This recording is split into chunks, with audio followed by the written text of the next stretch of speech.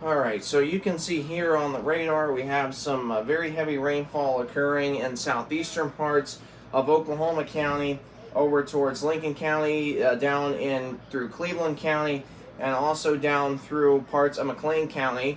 And Hank Brown is currently located just north of Blanchard along Highway 9. And you can see on the velocity signature, we do have some very strong winds near the Dibble area over towards Kreiner, as well as Payne, Lindsay, heading towards Story, and just to the east of Alex along Highway 39. This is going to be for extreme eastern Grady County into the extreme southwestern part of McLean County as these storms continue to move off towards the southeast. And here in Oklahoma City, we've had a lot of heavy rain that's taken place over the last few hours, and thankfully the rain has let up a little bit, and the rain has the runoff has gotten a lot better as well. So we had some really bad flooding earlier in Oklahoma County near Northwest 12th Street and Pennsylvania Avenue.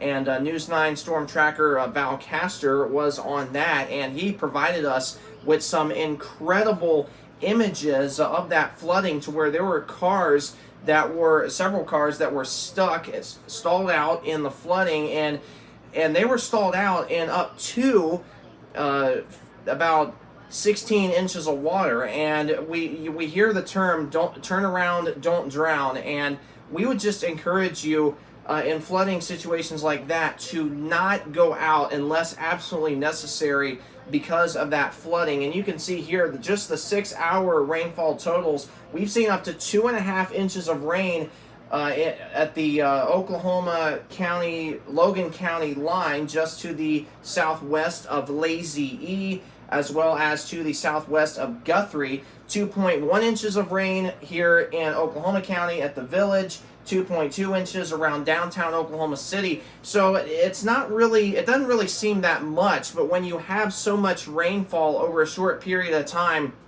that will allow for some flooding problems. And obviously something you never want to see is flooding, but thankfully the rain is winding down here in Oklahoma County. So we're going to put a storm track on the most intense part of this line. It's going to be into the Wynette area at 11:57, Maysville at noon, down into Byers at 12:06, Pauls Valley at 12:15. So you folks that are in Garvin County, where Pauls Valley is located, 12:15 arrival time there. Down in Ada at 12:22.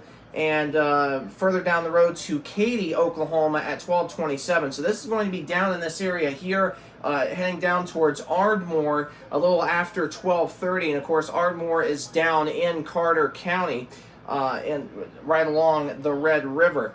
So that is a storm track on where the most intense part of this line is. So if you are in this line, you're going to have some very, very heavy rainfall, and of course you see now where News 9 pilot Jim Gardner is live over northwest Oklahoma City, and he's pulled up Street Scope for us here on News 9, and he is at Northwest 43rd and Moeller Avenue.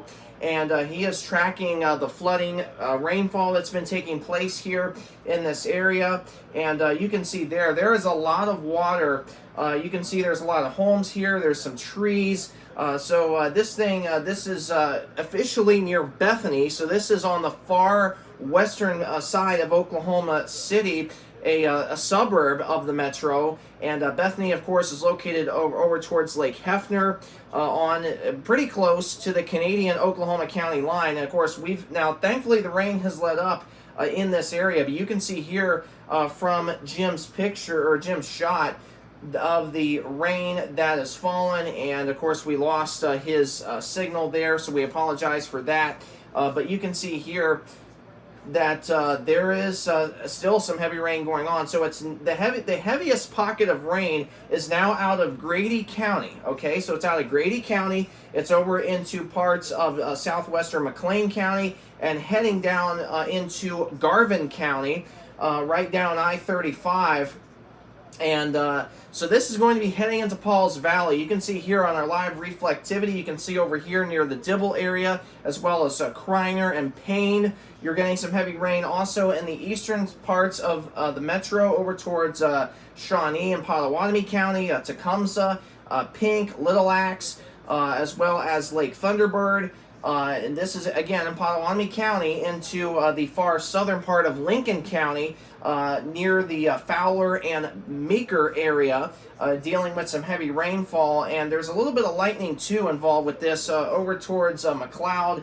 But the lightning is a lot more intense down into McLean, or southwestern McLean County, down near the Blanchard area. And then you can see here we have some heavier pockets of rain showing up here into southern Logan County, heading back into northern Oklahoma County. So this is tracking essentially over the same areas that got hit with the very, very heavy rainfall earlier. So this is going to be coming back into Edmond, as well as potentially Arcadia, down towards the zoo, the village, and down towards Oklahoma City. So Jim Gardner is back in the air, and we're seeing a live shot from Jim. He is again near Bethany, and you can see, oh boy, oh, those cars. So it looks like there are cars submerged in the rainfall. Folks, this is exactly why you do not drive in flooded roadways, because you never know how deep the water is going to be, and your car can just float away if the currents are strong enough, and also you could definitely lose your life if you try and drive through flooded roads. So please don't ever do this. Okay, it's plain stupid and dumb. So don't do this.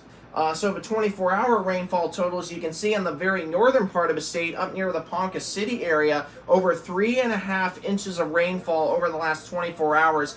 That's definitely going to, again, cause some flooding problems, especially in flood-prone areas, whether that is a low-lying area in valleys.